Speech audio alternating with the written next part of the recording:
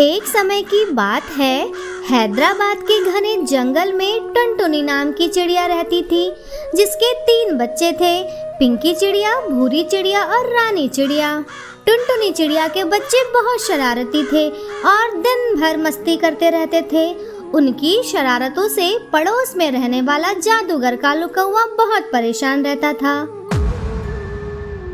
उफ, मैं एक नया जादू सीख रहा हूँ, लेकिन ये बच्चे मुझे नया जादू सीखने ही नहीं देते।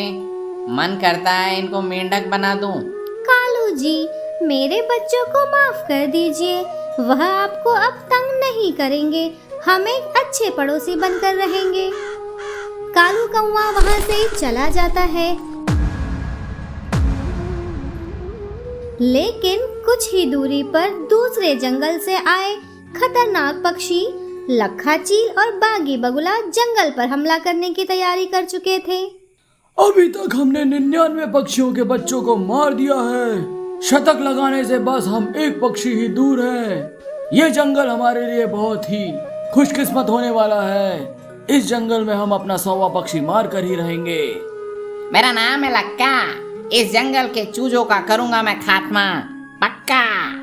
चलो लक्का, अब बिना समय गवाए शिकार करना शुरू करें। मैंने सुना है कि पक्षियों के छोटे बच्चों की चटनी बनाकर खाने से उम्र बढ़ती है और आप हमेशा जवान रहते हो, और मैं हमेशा जीना चाहता हूँ, मरना नहीं चाहता। इसीलिए इस जंगल के पक्षियों के बच्चों को मारना ही होगा। लखा चील और बागी बगुला एक एक करके पक्षियों के बच्चों को चुराना शुरू करते हैं। धीरे धीरे करके वे दोनों पक्षियों के बच्चों को चुराकर एक पिंजरे में बंद कर देते हैं। लखा चील और बागी बगुला टुनटुनी चिड़िया के तीनों बच्चों को घोंसले में अकेला पाकर चुरा लेते हैं। मेरा नाम है लक्का, मेरा हिसाब है पक्का। जब हो जाएंगे पक्षी 20 तो देंगे हम इन सबको पीस। लाऊंगा मैं बड़ी सी मथनी और बनाऊंगा मैं इनकी टेस्टी सी चटनी। टुनटुनी चिड़िया घोंसले में आकर परेशान हो जाती है। हे भगवान, मेरे बच्चे कहाँ चले गए? टुनटुनी चिड़िया कालू कौवे के पास जाती है। कालू जी, क्या आपने मेरे बच्चों को कहीं देखा है? नहीं, मैंने तुम्हारे बच्चों को कहीं नहीं देखा है, और वैसे भी मुझे तुम्हारे बच्चों से कोई मतलब ही नहीं है। टुनटुनी चिड़िया अपने बच्चों को ढूंढते ढूंढते लखा चील और बागी बगुले के पास पहुंच जाती है। अरे ओ जालिमो, तुमने मेरे बच्चों को कहाँ चुरा कर रखा है? मेरे बच्चों को छोड़ दो। आज तक हमसे किसी ने इतनी ऊंची आवाज में बात नहीं की। लगता है इस चिड़िया को सबक सिखाना ही होगा। बागी बगुला और लखा चील टुनटुनी चिड़िया के पंख काट देते हैं और सारे बच्चों को लेकर वहाँ से भाग जाते हैं। मैं हार नहीं मानूंगी, मैं अपने बच्चों को तुम्हें ले जाने नहीं दूंगी। अचानक वहाँ कालू कौवा आ जाता है। इस जंगल में तुम्हारे बच्चों को परेशान करने का हक सिर्फ मुझे है, क्योंकि उन्होंने मुझे परेशान किया है। टुनटुनी, तुम चिंता मत करो, यहाँ देखो मेरा कमाल। कालू कौवा टुनटुनी चिड़िया के पंख जादुई बांस के पंख बना देता है। यह लो टुनटुनी, जादुई बांस के पंख। इससे तुम इस जंगल में सबसे ऊंची और सबसे तेज उड़ने वाली पक्षी बन गई हो। और हाँ, तुम इस बांस के पंखों का हथियार के रूप में भी इस्तेमाल कर सकती हो। धन्यवाद कालू जी, आप हमारे सच्चे पड़ोसी हैं। टुनटुनी चिड़िया फुर्ती से उड़कर लखा चील और बागी बगुले के पास पहुंच जाती है। मेरा नाम है लक्का, मेरा हिसाब है पक्का। तुम यहाँ आई हो क्या करने? लगता है फिर आई हो तुम मरने। टुनटुनी चिड़िया बांस के पंखों को फड़फड़ाती हुई लखा चील और बागी बगुले को दूर आसमान में उड़ा देती है। इस प्रकार टुनटुनी चिड़िया और जादूगर कालू कौवे ने जंगल के बच्चों की जान बचा ली।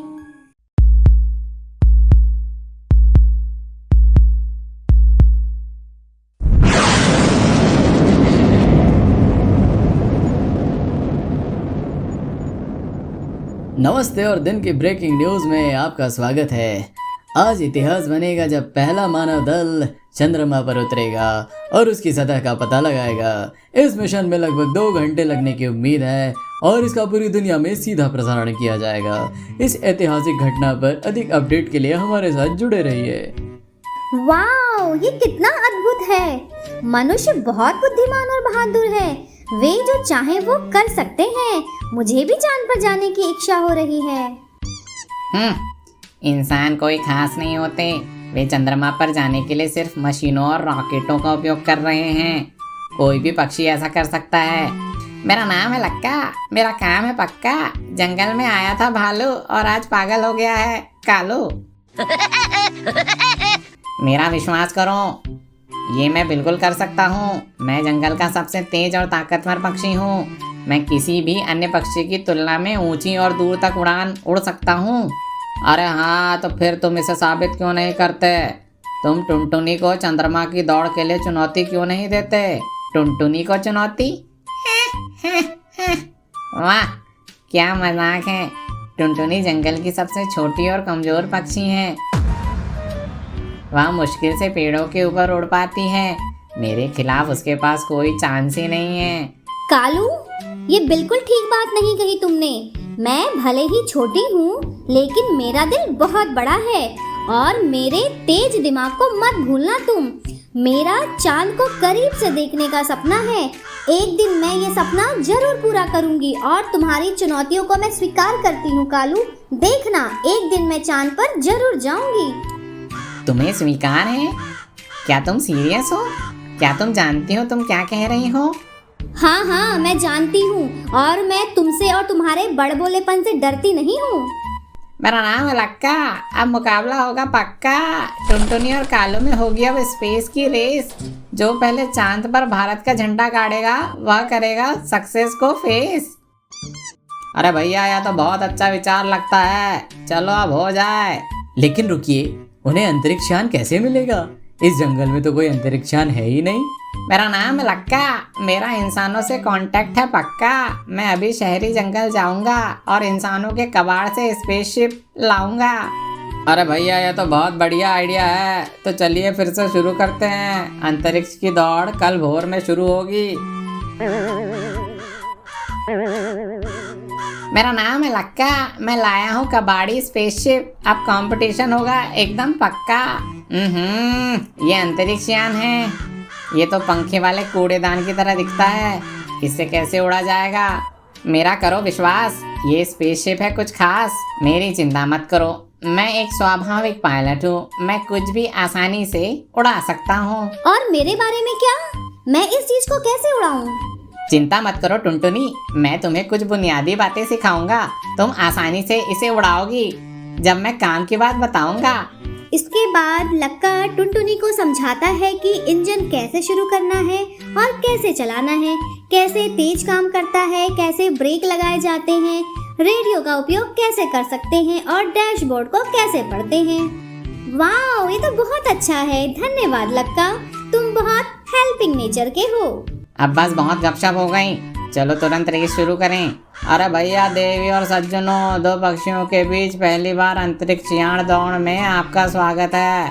दौड़ चांद तक पहुंचने और उस पर भारतीय झंडा गाड़ने की होगी।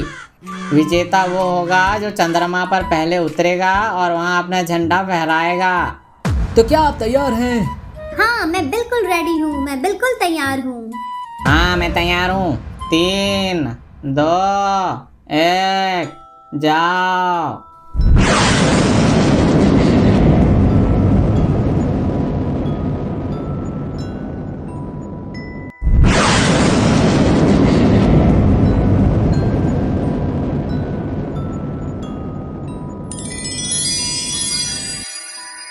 मुझे तो विश्वास ही नहीं हो रहा है। क्या मैं चांद पर आ गई हूँ? मैं चांद पर हूँ। मुझे भी विश्वास नहीं हो रहा है। खैर देखो टुनटुनी, मैं तुमसे पहले इस चांद पर झंडा गाड़कर विजेता बनने वाला हूँ। ठीक है, लेकिन क्या तुम्हें पता है कि जो पक्षी चांद के सेंटर के नजदीक अपना झंडा गाड़ेगा वही विजेता होगा। हाँ, मुझे पता है क्या करना है। इस बेवकूफ़ चिड़िया को तो कुछ नहीं पता। मैं जहाँ झंडा गाड़ूंगा उसे मैं अपनी चालाकी से बेवकूफ़ बनाकर यही सही जगह डिसाइड करा दूंगा कि मेरा झंडा ही सेंटर के नजदीक है। वे दोनों अपने अंतरिक्ष यान से बाहर निकलते हैं और अपने अपने झंडे को लेकर चांद के सेंटर की ओर उड़ान भरते हैं। टुनटुनी सेंटर के एक तरफ अपना झंडा गाड़ती है और उसे गर्व से देखती है। वाह, ये मैंने कर दिखाया, मैंने चांद पर अपना झंडा गाड़ दिया है। शाबाश टुनटुनी, लेकिन तुम विजेता नहीं हो, इसे देखो। कालू सेंटर की दूसरी ओर अपना झंडा गाड़ता है और आत्मविश्वास के साथ मुस्कुराता है। वाह, आखिरकार मैंने कर दिखाया और मैंने इसे तुमसे बेहतर कर दिखाया है। मेरा झंडा तुम्हारे झंडे की तुलना में क्रेटर के केंद्र के अधिक निकट है। इसका मतलब है कि मैं इस रेस का विजेता हूँ।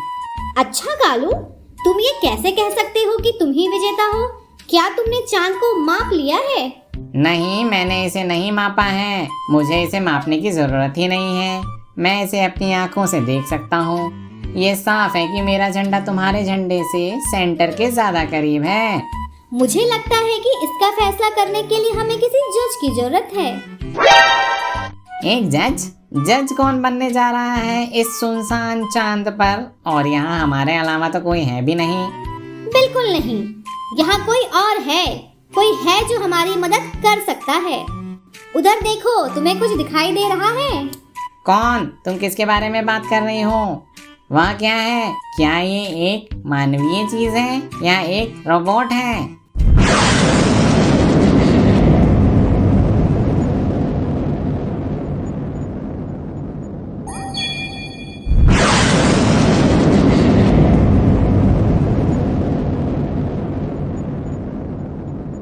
क्या तुम इससे पहले मिली थी? तुमने इससे दोस्ती कैसे कर ली?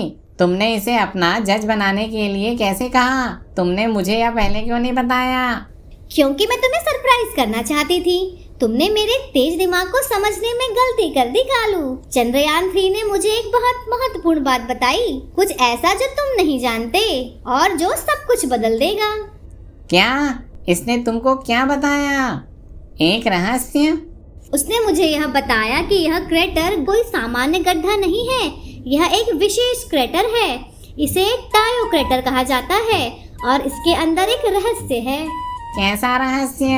एक रहस्य जो मुझे इस कंपटीशन का विनर बना सकता है।